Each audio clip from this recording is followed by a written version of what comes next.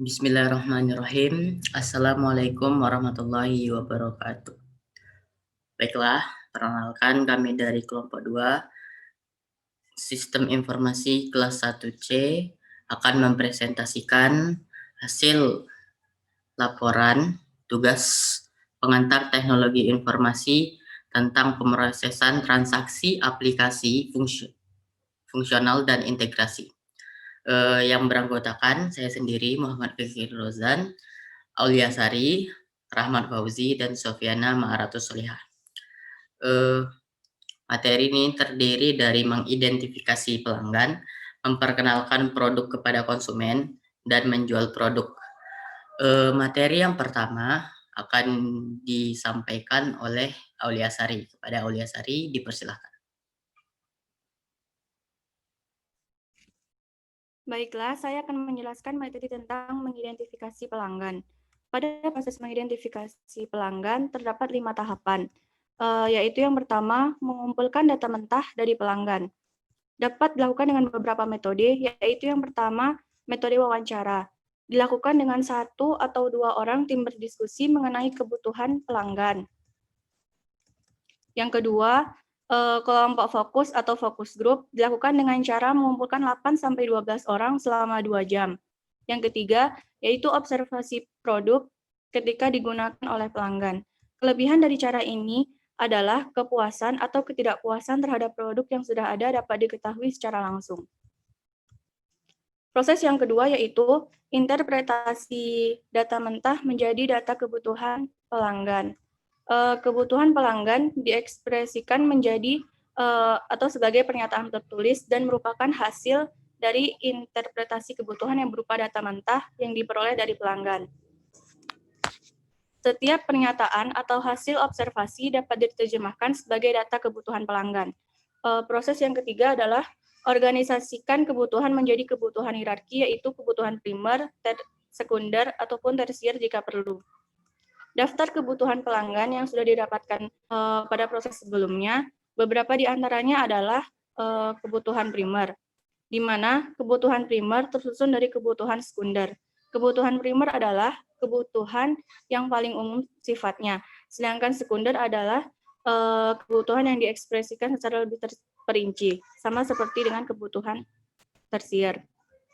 Yang keempat, penetapan derajat kepentingan relatif dapat dilakukan dengan 2 cara, yaitu tim pengembang mendiskusikan secara bersama untuk menentukan langsung derajat kepentingan setiap kebutuhan secara bersama-sama.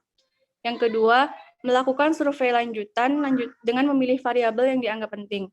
Proses yang kelima adalah menganalisa hasil dan proses, yaitu menguji hasil dan meyakinkan bahwa hasil tersebut konsisten dengan pengetahuan dan intuisi yang telah dikembangkan melalui interaksi yang cukup lama dengan pelanggan. Sekian dari saya, terima kasih. 2. Memperkenalkan produk kepada konsumen. Suatu yang baru harus diperkenalkan ke khalayak agar diketahui keberadaannya. Demikian dalam bisnis.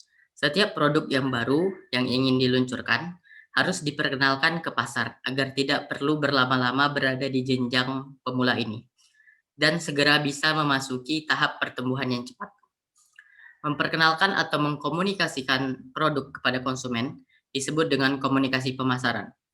Komunikasi pemasaran merupakan usaha untuk menyampaikan pesan kepada publik, terutama konsumen sasaran, mengenai keberadaan suatu produk di pasar. Konsep yang secara umum sering digunakan untuk menyampaikan pesan adalah apa yang disebut sebagai bauran promosi atau promotional mix. Terdapat 5 jenis bauran promosi, yaitu iklan atau advertising, promosi penjualan atau sales promotion, humas dan publicitas, publicity and public relation, penjualan personal atau personal selling, dan pemasaran langsung, direct marketing. Berikut di sini adalah contoh atau proses komunikasi yang ditampilkan oleh Philip Kotler dan Calvin Lane Keller dalam bukunya yang berjudul Manajemen Pemasaran. Pada bagian ini terdapat proses komunikasi atau elemen-elemen di dalamnya dapat diaplikasikan sebagai pemasaran, di mana sumber sebagai elemen utama merupakan perusahaan yang memproduksi dan menjual produk.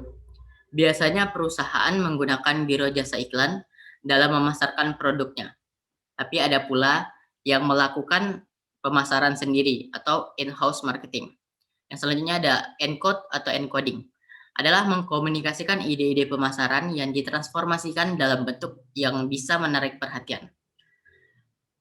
Sedangkan message merupakan proses komunikasi pemasaran dan media adalah sebagai saluran komunikasi seperti TV, radio, koran, atau billboard. Selanjutnya ada decoding. Decoding adalah persepsi konsumen yang terbentuk ketika mereka menerima pesan dari pemasar. Selanjutnya adalah receiver. Adalah target audience yang menjadi sasaran oleh pemasar dan masyarakat pada umumnya. Selanjutnya ada respon, adalah tanggapan atau reaksi pada target audience, bisa berupa pembelian, pertanyaan, komplain, dan kunjungan ke website atau toko. Selanjutnya adalah noise. Banyaknya pesaing yang juga ingin menyampaikan pesan kepada audiens, sehingga terjadi penerimaan informasi yang overload oleh konsumen. Di tahap perkenalan ini biasanya terdapat ciri-ciri dan situasi umum yang dapat dilihat dengan jelas, yaitu A. Keuntungan yang relatif kecil karena penjualannya rendah. B. Biaya distribusi dan promosinya yang tinggi. C. Teknologi yang dimiliki untuk memproduksi produk masih sangat terbatas. Ini akan berpengaruh terhadap waktu dan biaya di luar distribusi dan promosi. Selanjutnya akan disampaikan oleh Sofiana. Baiklah, saya akan melanjutkan penjelasan dari Fikri. Untuk menyiasati situasi pada tahap perkenalan ini, Kotler menyampaikan 4 strategi pemasaran dalam tahap perkenalan. Dari 4 variabel yang ditawarkan, Kotler menyarankan hanya mempertimbangkan harga dan promosi untuk 4 strategi ini. Dan pihak manajemen dapat memilih salah satu strategi disesuaikan dengan kondisi. Yang pertama ada strategi peluncuran cepat atau rapid skimming strategi. Adalah strategi yang digunakan jika ingin memperoleh sebanyak-banyaknya laba bruto pada setiap unit produk. Tapi ingat, strategi ini berorientasi pada harga yang tinggi dan tingkat promosi yang tinggi pula. Promosi yang tinggi akan meningkatkan penetrasi pasar yang dengan cepat. Strategi ini biasanya digunakan oleh perusahaan yang memproduksi barang yang jarang terpikirkan atau tidak disadari oleh konsumen, tetapi sebenarnya dibutuhkan. Untuk kasus ini, perusahaan harus mampu meyakinkan bahwa produknya tersebut memiliki manfaat yang sangat tinggi yang dibutuhkan dan selama ini dicari oleh konsumen. Tetapi konsumen tidak tahu dan tidak menyadari keberadaan produk tersebut. Jika konsumen telah tahu dan menyadari tentang produk tersebut, maka harga tinggi bukan lagi menjadi persoalan. Bagi produsen yang baru meluncurkan produk harus benar-benar memiliki alasan kuat mengapa produk tersebut harganya tinggi.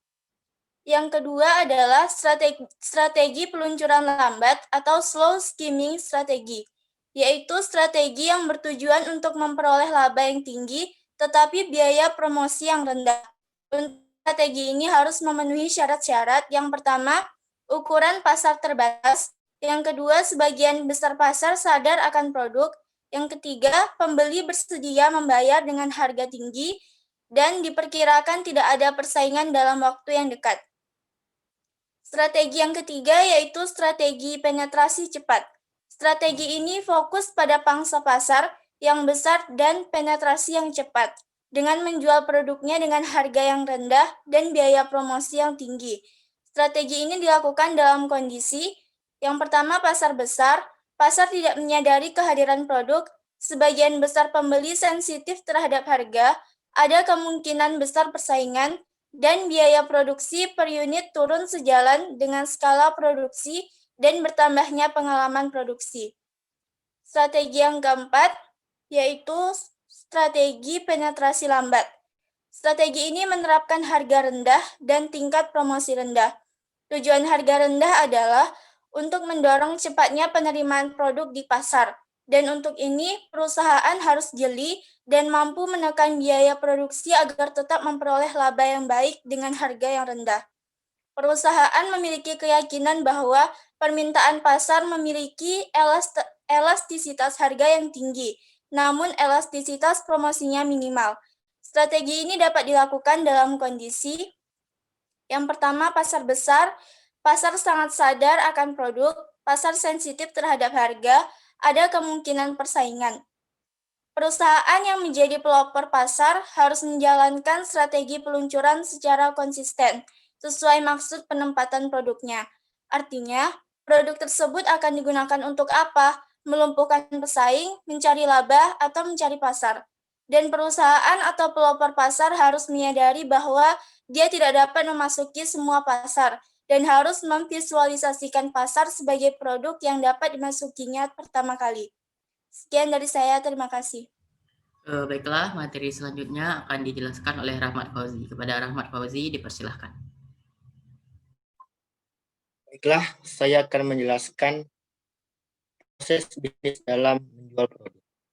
Terdapat 4 proses antara lain sebagai berikut. Pertama, proses 1.0, yaitu proses pengecekan barang, harga, dan jumlah.